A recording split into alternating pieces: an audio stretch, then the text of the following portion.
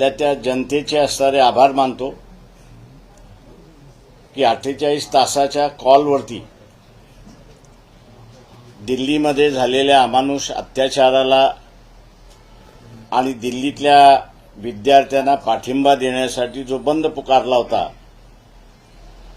त्याला प्रचंड प्रतिसाद मिळाला.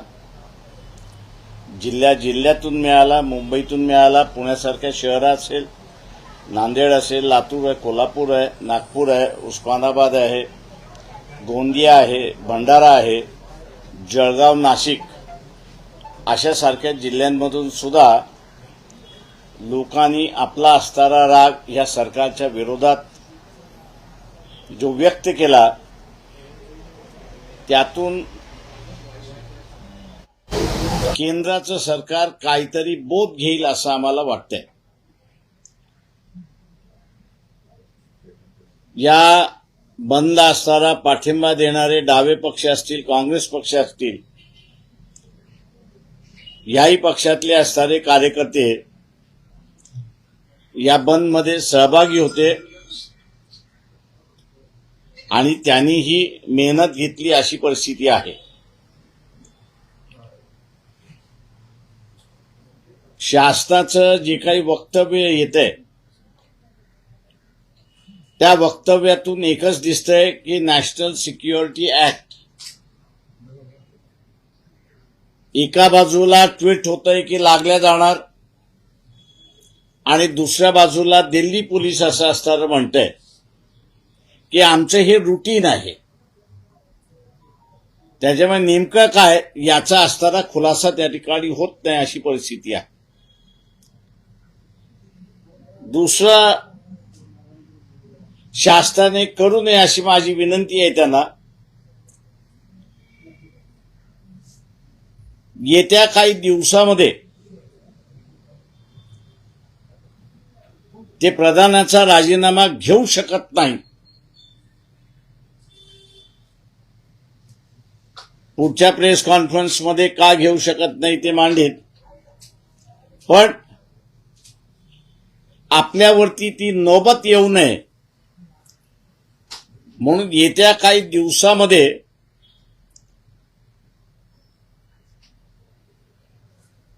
हा जो विद्यार्थी बसलेला आहे जंतर मंतरला त्याच्यावरती कुठली नाही कुठली तरी कारवाई निश्चितपणे होईल अशा रीतीच्या सुद्धा बातम्या आहेत. अशी परिस्थिती आहे. या विद्यार्थ्यांचं जे आंदोलन आहे आणि फॉलोअर्स जो आहे तो मोठ्या प्रमाणात इंस्टाग्रामवरती आहे अशी परिस्थिती आहे. येत्या काही दिवसामध्ये या विद्यार्थ्यांचं इंस्टाग्राम बंद झालं याचंही आश्चर्य आपण त्या ठिकाणी मानू नये. कारण का कारवाई करायची असेल तर कम्युनिकेशन बंद केलं पाहिजे, मोडलं पाहिजे, होता कामा नये हे बघावं लागेल. आणि ते बघायचं असेल तर मग इंस्टाग्रामवरचं जे अकाउंट आहे या युथ जनरेशनचं इंस्टाग्रामवरचं जे अकाउंट आहे तेच ब्लॉक करा अशा रीतीची योजना आखण्यात आली. आणि ती ज्या दिवशी आली त्या दिवशी आपण समजा की जंतर मंतरवरती अजून काहीतरी घडेल अशी परिस्थिती आहे. जनतेने साथ दिलाय. पुढचा कार्यक्रम जो आहे हा पुढचा कार्यक्रम काही पक्षांशी बोलून त्याच्याच बरोबर जंतर मंतरमध्ये ज्यांनी आंदोलन सुरुवात केलेलं आहे असा जो ग्रुप आहे, एका बाजूला सोमन वांगचूक यांचा असणारा ग्रुप आहे आणि दुसऱ्या बाजूला इथे असणारा कॉकरोच पार्टीचा असणारा जो ग्रुप आहे, या दोघांशी तिथे बसून याच्या पुढचा लढा कसा राहणार आणि आपण कशा रीतीने केला पाहिजे त्याची आखणी असणारी त्या ठिकाणी केल्या जाईल. आत बंद जसा शांततेचा एक फक्त इन्सिडेंट मला माहित आहे, अजून माझ्याकडे नाहीये. अकोल्यातल्या मूर्तिजापूरमध्ये काही दुकानांची तोडफोड झाली. याच्या व्यतिरिक्त कुठेही इन्सिडेंट घडला नाही. शांततेने असणारा होईल. पुढची आंदोलनं आणि ती शांततेने कसं करायचं त्याचा असणारा आराखडा मी जसं म्हणालो तसं या सगळ्या संघटनेशी बसून त्या ठिकाणी आखण्यात येईल. पण कुठल्याही परिस्थितीमध्ये हा जो विद्यार्थ्यांशी खेळ चाललेला आहे, त्यांच्या भवितव्याशी खेळ चाललेला आहे, त्यांच्या मेरिटशी असणारा जो खेळ चाललेला आहे तो सरकारने थांबवला पाहिजे. त्याचा आराखडा ते जोपर्यंत सांगत नाही तोपर्यंत आंदोलन हे दिल्लीतून चालू राहील असं त्या ठिकाणी दिसते. आणि ते चालू राहिलं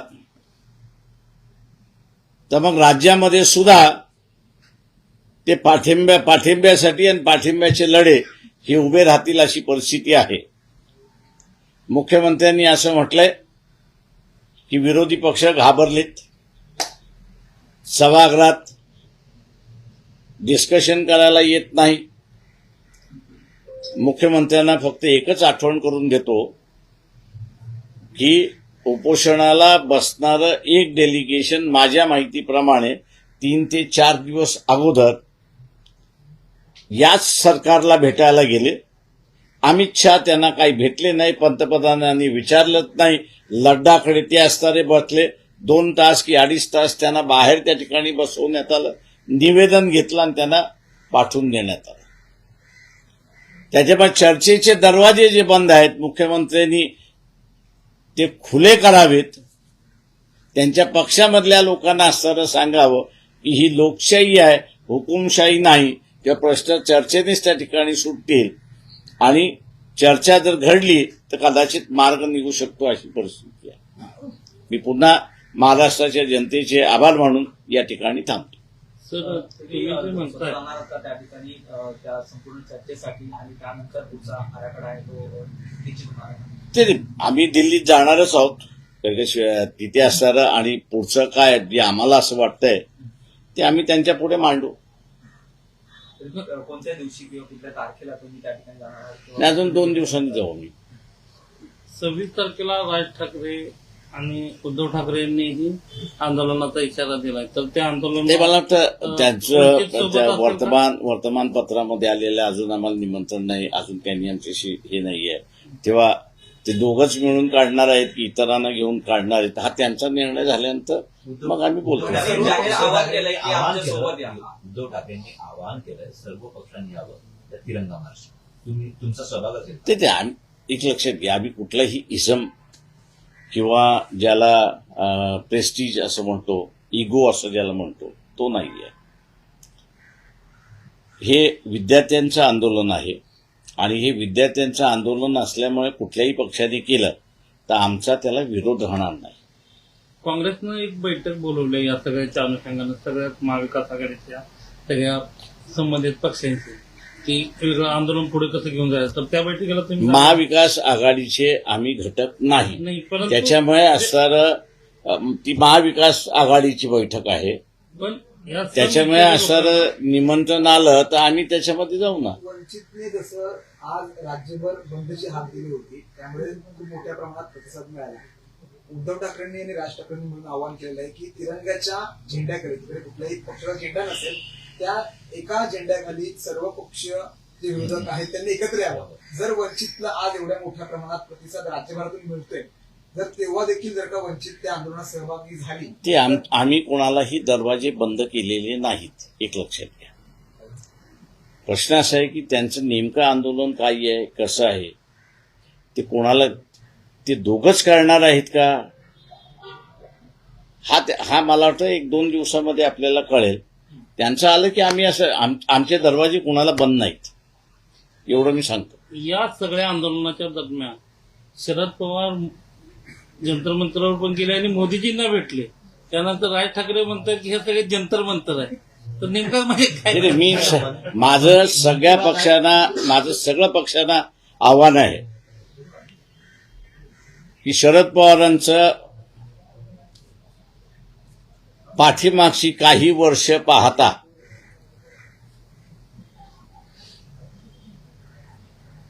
आणि त्यांनी असणारं अखिलेशला कशा रीतीने फसवलं, चंद्रशेखर आझादला बैठकीला बोलवणं आणि बाहेर चंद्रशेखर आझादनी येऊन बोलणं की अखिलेश यांना असणारा दलितांमधली नेते नको आहेत, दलितांमधले मतं पाहिजेत आणि त्यातून त्यांची असणारी आघाडीचा बिघाड झाला, याच्यामध्ये बिघाड व्हायचं नसेल तर मी जाहीरपणे सांगतोय की Sharad Pawar is operating for BJP. त्यांना असणारा बाहेर तुम्ही ठेवा. आता ठेवायचं की न ठेवायचं हा त्यांचा प्रश्न आहे. पेपर लीकमुळे 22 विद्यार्थ्यांनी आत्महत्या केली. अशी काय गोष्ट आहे की जेव्हा धर्मेंद्र प्रधान यांचा राजीनामा घेतला तर ते कुठेतरी मोदी आणि शहाच्या गळ्यापाशी येऊ शकतात, त्यामुळे तो राजीनामा माझं तुम्हाला सगळ्यांना प्रेसवाल्यांना एक विनंती आहे, थोडंसं शोध पत्रकारिता करा. बिहार आणि धर्मेंद्र प्रधान इलेक्शन जे आहे त्याचा थोडासा अभ्यास करा, तुम्हाला उत्तर मिळून जाईल.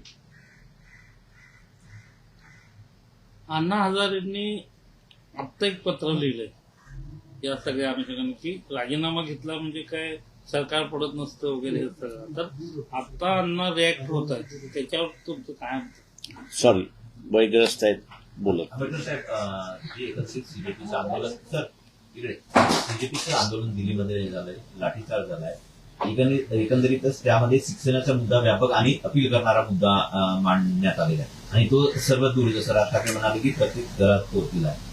मला काय वाटतं, राज ठाकरे बंधू या एकंदरीतच आंदोलनामधून त्यांना नवीन संधी, राजकीय संधी निर्माण होऊ पाहते? लोकांचा प्रश्न आहे तो, आपण त्याला काय म्हणू शकतो? काहीच नाही. सगळ्यात या आंदोलनाच्या दरम्यान एक आता व्हिडिओ व्हायरल होतो, ज्यांना पोलिसांनी घेऊन जात होते आणि त्यातला एक पोलीसवाला त्यांना म्हणतोय की तुमच्या खिशात 50-50 ग्रॅमच्या पावडरच्या पुड्या टाकल्या जातील आणि ज्याचं तुम्हाला जामीनही मिळणार नाही आणि आयुष्य बर्बाद होऊन जाईल. तर पोलिसांच्या मार्फत ही दडपशाही सुरू आहे. मी असं म्हणेन की आजही कुठल्याही पोलीस स्टेशनमध्ये तुम्ही धाड घातली तर तुम्हाला इलिगल 20 पिस्टल्स मिळतील, तुम्हाला तलवारी मिळतील, तुम्हाला असणारा शिगा मिळतील. आता पोलीस स्टेशनमध्ये याची काय गरज आहे? तेव्हा ते जे पोलीस स्टेशनमध्ये ट्रेनिंग दिलं होतं तेच त्या पोलिसांनी त्या विद्यार्थ्याला सांगितलं, तू पुन्हा ये, तुझ्या बॅगमध्ये पुडी टाकतो की नाही बघ. हे पोलिसांचं नेहमीचं कार्य, नवीन नाहीये. त्याच्यामुळे त्या पोलिसांनी नवीन केलं असं म्हणत नाहीये. सीपीची जर ताकद असेल तर त्यांनी त्याला डिसमिस करावं इमिजिएटली. माझं म्हणणं असेल सीपीने डिसमिस करावं. ज्या दिवशी सीपी त्याला डिसमिस करेल त्या दिवशी हा डिसमिस झालेला पोलीस अख्खा पोल खोल करून देईल. निलंबित नाही केलेलं आहे, त्याला फक्त असताना घरी बस म्हणून सांगितले, सस्पेंड केलेलं नाही. परंतु त्याच्या मुखातून तुम्ही जसं म्हणताय तसं की पोलीस कशा पद्धतीने काम करतायत याच्यातलं एक गूढ बाहेर आलंय का? माझं म्हणणं एक गुढ बाहेर आलेला आहे. मी जे म्हणालो त्याच्यामध्ये असताना कुठल्याही पोलीस स्टेशनमध्ये धाड घाला, तुम्हाला 20च्या खाली कठ्ठे सापडतीलच. सर, दुसऱ्या आणखी एक व्हिडिओ प्रसिद्ध होतोय किंवा मोठ्या प्रमाणात व्हायरल होतोय. एक तरुणी पोलिसांच्या गाडीच्या समोर उभी आहे. तरुणाची ताकद. मला वाटतं या आंदोलनाचा एक भाग मी असा बघतोय की विद्यार्थ्यांनी मोठ्या प्रमाणात बाहेर आल्या आणि त्यांनी आपल्या स्वतःला काय वाटतंय ते असणारं मांडलंय, व्यक्त केलंय. ही एक जमेची बाजू मी असणारं म्हणतो या सगळ्या आंदोलनामध्ये. मग केंद्र सरकारने जर अगोदरच संवाद केला असता तर लाठीचार्जची गरज काय झाली? 20 दिवस किंवा 21 दिवस का लागत आहेत ते विद्यार्थ्यांसोबत? मी असे लोकांनी, मी आता असताना लोकांना एवढंच विनंती करणार आहे की 50ला आपल्याला असणारं सार्वभौम मिळालं. 50 पासून ते 90 पर्यंत ज्यांनी राजकीय, सामाजिक, आर्थिक स्वातंत्र्यासाठी लढले ती पिढी होती. त्या पिढीने RSS BJPला जवळ का केलं नाही? त्यांनी दूर हात लांबच ठेवले. का त्यांच्यासमोर लोकशाही की ठोकशाही? त्यांना लोकशाही पाहिजे होती आणि म्हणून ह्या ठोकशाही पक्षाला त्यांनी दूरच ठेवलं होतं. आणि हे ठोकशाहीवादी आहेत हे दिल्लीच्या असणाऱ्या लाठीचार्जमधून सरळ सरळ दिसतच आहे. मुख्यमंत्री म्हणतायत की राजस्थानमध्ये 8 वेळा पेपर लीक झाले, इतर अनेक ठिकाणी जिथे जिथे काँग्रेस सरकार आहे तिकडे तिकडे पेपर लीक झाले. मुख्यमंत्र्यांनी या सगळ्या गोष्टीवरती एक ठोस भूमिका बजावण्याच्या ऐवजी जिथे जिकडे पेपर लीक झालेत अशी माहिती देत आहेत आणि विरोधकांना म्हणतात की तुम्ही पळपुटेपणा सोडा आणि संसदेमध्ये चर्चा करायला आहे. ते मी तेच म्हणालोय की महाराष्ट्रामध्ये सुद्धा पेपर लीक झाला. काय मुख्यमंत्र्यांनी घेतलं? काय भूमिका घेतली? शेवटी रस्त्यावरती आम्हालाच उतरावं लागलं, पक्षाच्या कार्यकर्त्यांनाच उतरावं लागलं. आणि तेव्हा कुठे असताना दादा भुसे आता हे म्हणायला लागले की आम्ही असताना फुल प्रूफ करतोय. पण माझी जेव्हा चर्चा झाली मी त्यांना म्हटलं याचं मूळ कोण आहे? त्याला तुम्ही शोधलंय का? त्याला पकडलेलं आहे का? त्याच्यावरती कारवाई होणार का? शांतता आहे. साहेब, आंदोलनापेक्षा जास्त आपलं या आंदोलनातून आपण शिक्षणामध्ये काय बदल किंवा काही कायद्यामध्ये एक लक्षात घ्या, शिक्षणाचं वाटोळं चाललेलं आहे. आपल्या इथे असणारी एक सिस्टम होती की बा एक्झामिनेशन, त्या एक्झामिनेशन म्हणून मेरिट म्हणून तो लागत होता, तो एक पॅरामीटर होता. आता असणारा पेपर लीक होऊन तो पॅरामीटरच तुम्ही संपवताय आणि दुसरा पॅरामीटर काही दिसतच नाहीये त्याच्यामध्ये. त्याच्यामुळे जो इस्टॅब्लिश पॅरामीटर आहे, मापदंड आहे याचं मेरिट बघण्याचं, तेच राहावं याच्यासाठी हा लढा आहे. राजकीय वर्तुळात आता दबक्या आवाजाने चर्चा आहे की या ओव्हरऑल देशामध्ये जे काही पेपर फुटी होत आहे त्यामध्ये केंद्र सरकारचाच हात आहे, त्यामुळे केंद्र सरकार कारवाई करण्यामध्ये कुठेतरी इतका वेळ लावते अशी राजकीय मला त्याच्याबद्दल माहिती. सर, ऍडव्होकेट आहात आपण वरिष्ठ. तर एक प्रश्न असा आहे की एकूणच या सगळ्या आंदोलनाच्या अनुषंगानं कोर्टात जावं लागलं, कोर्टाने त्यात हस्तक्षेप केला, परंतु सुप्रीम कोर्टाने मात्र म्हटलं की हे जे व्हिडिओ दाखवत असताना की आमचा वेळ वाया घालवू नका. तर कसं बघता या सगळ्या न्यायालयीन आणि या याच्या सरन्यायाधीशांनी झुरळ ही प्रतिमा निर्माण केली, त्या झुरळांच्या संदर्भातील व्हिडिओ पाहायला त्यांना वेळ नाही अशी प्रतिक्रिया होती. तरी मी एवढंच म्हणणार आहे चीफ जस्टिसला की तुमची प्राथमिक ड्युटी जी आहे ते संविधान वाचवण्याची ड्युटी आहे. त्या संविधानामधलं कलम 14-21 याची अंमलबजावणी करण्याची ड्युटी त्यांची आहे. ते जर होत नसेल आणि करता येत नसेल तर त्यांनी ती खुर्ची खाली केली पाहिजे. वेळ नाही हे सांगून चालणार नाहीये. प्रायव्हेट मॅटर्स बघण्यासाठी तुम्हाला जज केलेलं नाही आणि चीफ जस्टिस केलेलं नाही. तुम्हाला पहिल्यांदा असणारी जी जबाबदारी आहे, शपथ घेता, त्या शपथेतली जबाबदारी आहे की मी असणारं संविधान इमानदारीने पाळीत आणि त्याचं जे इतरांना शपथमध्ये नाहीये ती यांना आहे याचं संरक्षण करेल. प्रत्येक जजला जी शपथ दिल्या जाते ती घटनेची सुरक्षितता राखण्याची शपथ दिल्या जाते. आता तेच जर तुम्ही पाळू शकत नसाल तर चीफ जस्टिसवरनं मोकळे व्हा. सुप्रीम कोर्टाला देखील त्या सत्ताधाऱ्यांचा दबाव आहे असं वाटतं का? मला माहित नाही त्याच्याबद्दल. चलो, थँक्यू.